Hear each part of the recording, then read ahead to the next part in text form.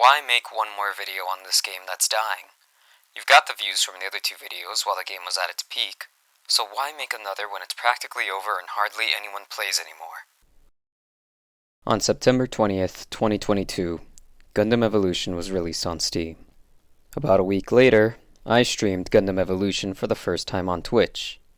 On November 21st, I released my first video on Gundam Evolution titled My Gundam Evolution Experience, reworking a video series I had before used for short clips into something more.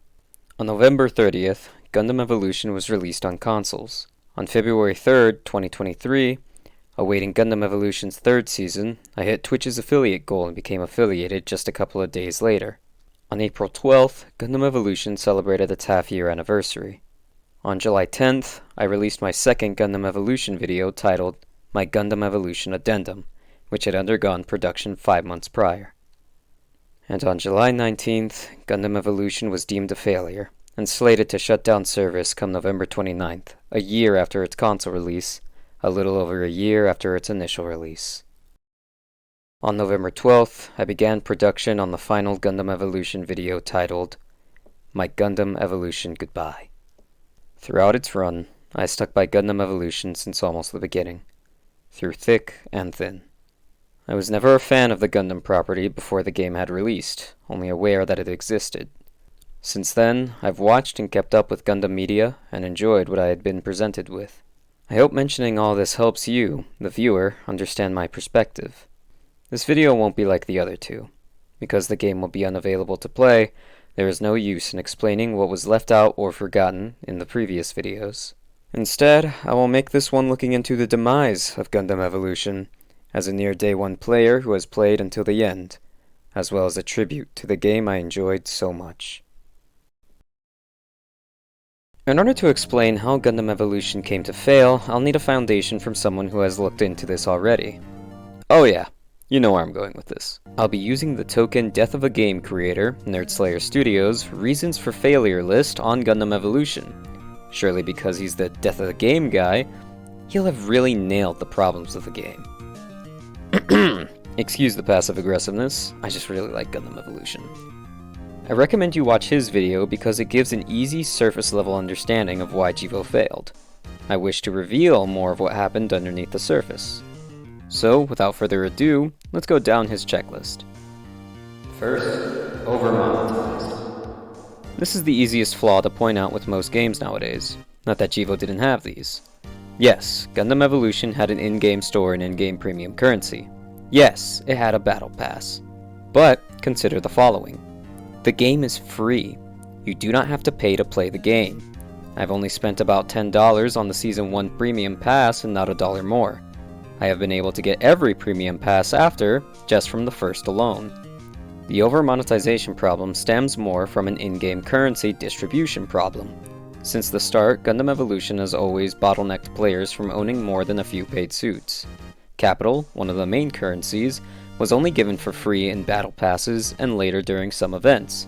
If you wanted the full collection, you'd have to fork over some cash, or just deal with what you got. To fix this issue, the devs could have implemented a system to reward capital to players after every match. But Daddy Bandai Namco probably wouldn't have liked seeing potential loss of profit. If you were bothered by not being able to own all the suits, or that there was no way to earn them through any grind after the Battle Pass capital, you aren't alone. But claiming that the game was pay to win is kind of silly. Second, too similar to competition. No dur. Of course it's going to be similar to competition. It's a team hero shooter. Gameplay-wise, it's going to be fundamentally similar no matter what. Maybe too similar in presentation, but for me this shouldn't be a major reason for its failure.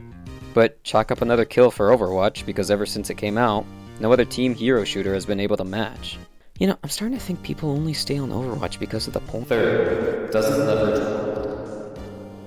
I hadn't heard this complaint before, so it baffled me at first. Still does to a degree. This argument does have some credit to it. Apart from stamps or unit descriptions, Gundam Evolution does very little in-game to show players the world of Gundam. Notice that I said in-game. My defense against this argument is that if you want world building or stories from the Gundam property, you can just watch the shows or play the games the suits came from. I feel as though if this really is a big problem people had, Then it could have been excused if they had implemented some Gundam info-esque unit breakdown videos in the mobile suit descriptions to get people more interested in the Gundam franchise.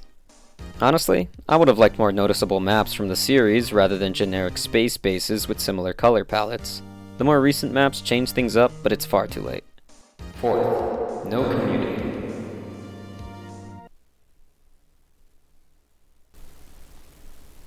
There is no argument for this one. Mr. Studios just leaves it at that. The most I can glean from this is that the game doesn't have as many players as it used to. A community is described as a feeling of fellowship with others, as a result of sharing common attitudes, interests, and goals. This one feels like a low blow because there is a community. Players playing the game, people like me, Dwayne, Firespike, and others creating content on YouTube or Twitch is a community. There's not a lot of us, sure, but we are still here, playing one of our favorite games, Gundam Evolution, almost every night until the end. Need I point out the subreddit or Discord? Or do those just not count anymore? Fifth, learned little from Overwatch. This one I have little problems with. I would say that because Overwatch is heralded as the standard for team hero shooters. There's not much to apparently innovate from. Gundam Evolution did have a universal dash system, giving all units some form of mobility, rather than in Overwatch where heroes like Ana or Roadhog are left in the dust while everyone else has mobility skills. But GEVO did take a step back without having a universal melee system, which was a strange decision. There was little excuse for not having one. All mobile suits come with some form of CQC in the shows, mostly the beam sabers they show in the MVP screens. Now let me cover some clues or personal accounts Mr. Studios brings up in the video. I will build upon them with my own insight. Gundam Esports Game. GEVO was apparently cited as an esports game before it came out, so already it shot itself in the foot. Making something out to be a competitive esport before the game's release already alienates a large part of the casual crowd. Not to mention, you're setting big expectations for the game by putting it on the same level of popularity as the Overwatch League, the main competitor. Gundam Games. Mr. Studios brings up a personal account in which he perceives the Gundam Extreme Versus games he played growing up, as actual Gundam games. Gundam Extreme Versus plays as an arcade shooter, because it is in the genre of an arcade shooter. I have no personal experience with it, but it does look fun. Though saying because GEVO wasn't in that style of game a detriment to its release is a bit much. Apparently not feeling enough like a Gundam game. I can see his perspective, but other people see GBO2 as a real Gundam game more so than the GEV games. So this argument is kinda subjective, as the Gundam property can fit into plenty of game genres and still technically be called a Gundam game. Gundam Evolution coverage. Whether or not GEVO was covered heavily in news or game conversations before it came out, I wouldn't have had a clue, even as a hero team shooter player. Which may answer the question that if it got much coverage to begin with. To my knowledge, Gundam Evolution was never shown to any major crowds at its start. I found out about it through my buddy Jenkins. I always kept an ear out in gaming events after to see if the GEVO team ever made any announcements then. But the update cycle of the game never let any big seasons or releases be shown to a mainstream crowd. Like a gameplay trailer shown at E3 or the Summer Game Fest would have helped a lot, but you'd have to have been part of the community to get said updates, or dig for it yourself. The most I recall were big streamers playing it day one and then never bringing it up again. TLDR, the most coverage I've seen GEVO get was after it was announced it was shutting down. Gundam Evolution on release. Mr. Studios kind of goes a tad quick here, so I'll try to keep this brief. He cites several news sites' ratings on GEVO, never giving his own account, which makes me think that he never even touched Gundam Evolution himself. Most sites say that GEVO is a cookie-cutter free-to-play hero shooter. Some had already covered the GEVO beta's testing before and felt no need to do so again. Barbatos is also mentioned as a deterrent to new players, which I don't disagree with. Barb at the start was terrifyingly powerful, and when paired against someone trying to understand the game, made it so that way they couldn't play at all. Though the whining about the game being pay to win is stupid considering some free units could counter Barbatos. Overwatch 2's release almost immediately after GEVO, I would say, is the biggest reason GEVO lost a large chunk of its player base. Most people playing GEVO were playing because they needed a hero shooter to keep them busy while Blizzard was adding extra polygons to D.Va's butt. GEVO's console release was stagnated by a couple of months, which is strange to say the least. What didn't help was that console players missed out on Season 1, and crossplay wasn't a feature. The former was a big blow to console players. Considering the game was limiting capital already, they missed out on a potential suit unlock. Crossplay was apparently a big deal back then, as the matchmaking issue wasn't present then, but we'll touch on that later. Skipping some here, we come to the shutdown announcement, concluding Mr. Studio's investigation into GEVO's death. All in all, giving a fair assessment that GEVO was a quick cash grab, and considering the track record of Gundam games this year like Gundam Breaker Mobile and Earth Hunt, I'd be inclined to agree. Now, I want to bring up the real game killers, the ones Mr. Studios failed to even mention in passing. You know, stuff that really caused the game to die. Region locked. Gundam Evolution only launched in specific areas of the world. Strange considering the betas were held worldwide. The only regions available? Asia, Japan, North America, and Europe. The game could have lasted longer and made more cash if Bandai had just opened more servers, but I guess Daddy Bandai didn't want to splurge too much money on people that give them said money. Mr. Studios said it was reported to him, but stated it wasn't worth focusing on, apparently.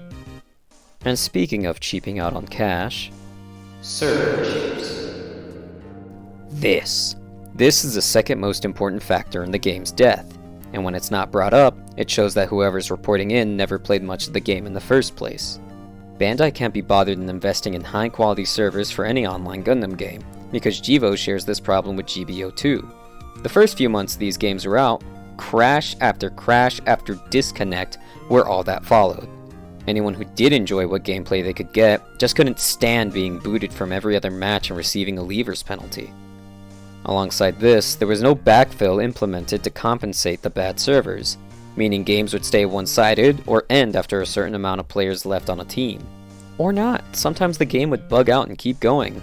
While later the servers would be more stable, people still keep disconnecting against their own will. It didn't help that the server problems early on would cause another problem, one I call the Great Server Migration. Whether or not if it was true, players claimed that the Japan-Asia servers were given special care, something about Bandai's home turf. With that being said, most players that were on the original North America or Europe servers played more on the Asia servers, bad ping and all. Was this bad at first? Maybe not. But as time went on and player numbers dwindled, the North American and European servers were limited in matches, especially in the ranked games. Casual matches were still fine, but when you wanted to play comp, you had to play on Asia or Japan. The less players became, matchmaking came more to a slow, and the devs attempted a solution by merging servers, which only served to alienate Europeans from the game, and ultimately did little for the long term. And speaking of matchmaking issues. The cause of the server merge was to amend the lack of games found.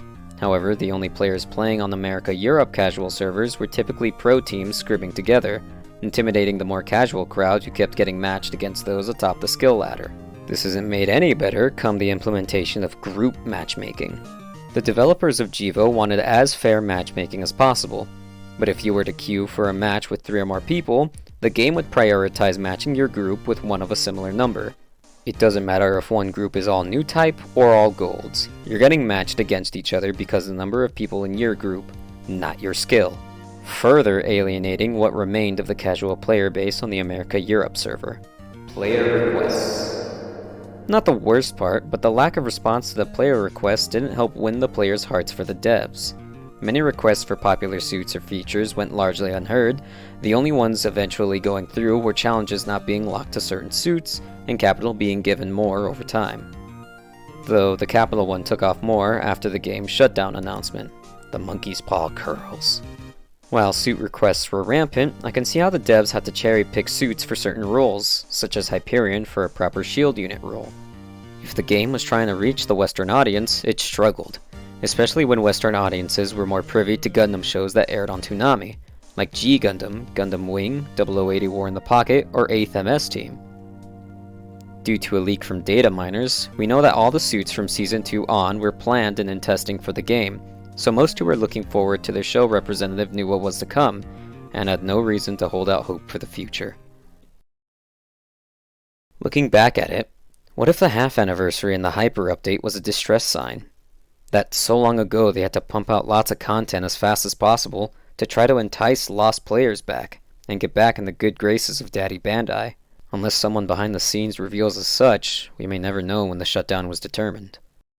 But even through all of its flaws, its problems and missteps, the ups and downs, the good, the bad, and the ugly, it was still one of my favorite games I've ever played, out of the many games I've played.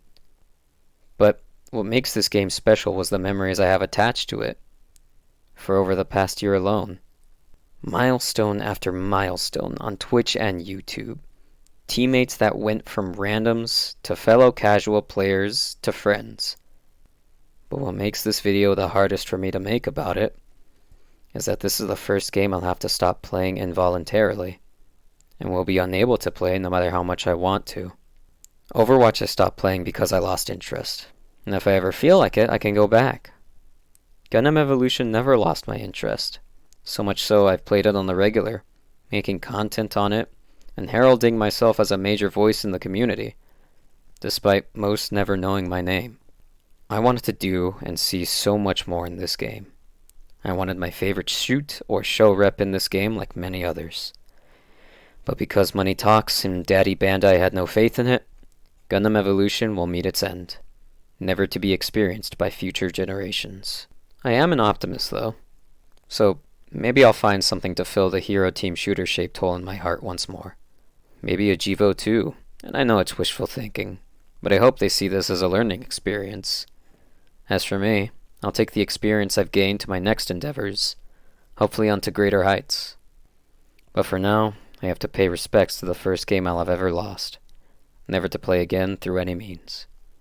Thank you for watching, and I hope you stay for more of my content.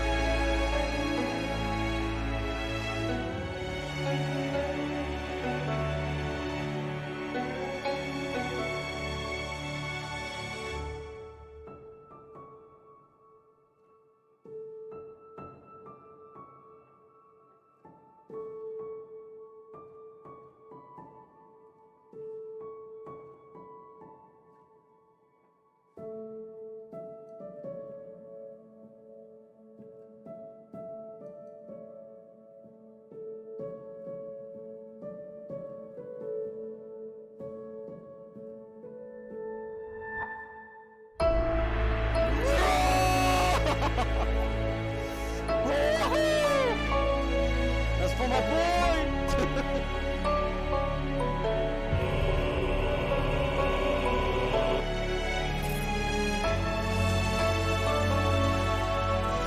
Keep going, yes! Nice! Oh! Oh!